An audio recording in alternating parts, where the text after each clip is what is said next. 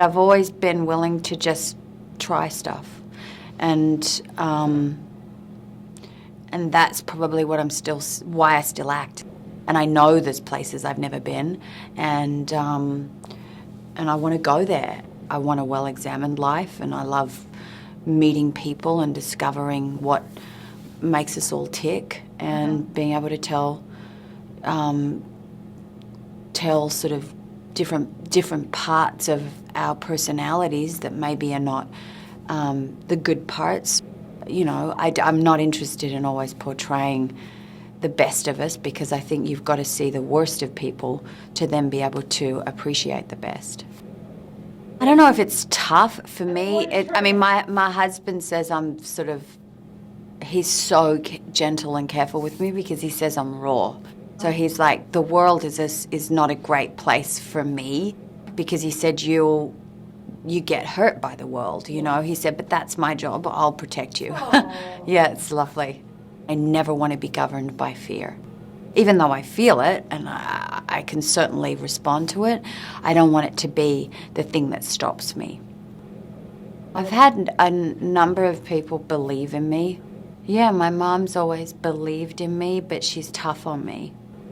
And I think she thinks I've made mistakes and compromised, but ultimately she's, you know, as she says, she lived a life where she made a lot of compromises because of the generation of women that she came from and her own personal situation.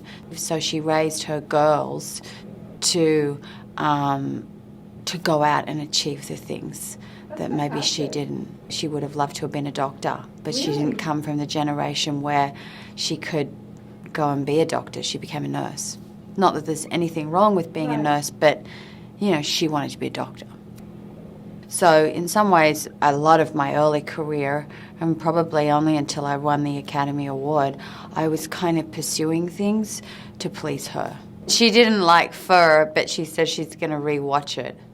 Well, because some people have come up to her and have really liked that film. And that's such an odd film for...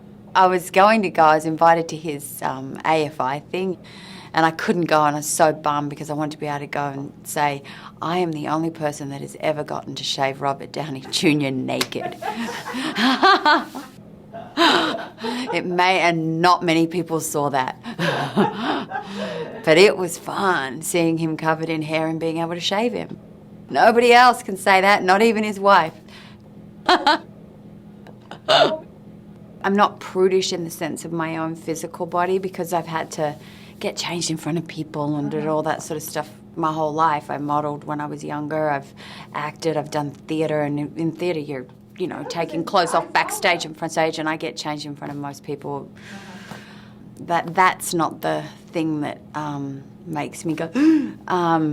But in a strange way, I have a really strong moral code in relation to myself, and that's in relation to probably how I was raised in Catholicism and all of those things, which is that's a different conversation, not for the camera.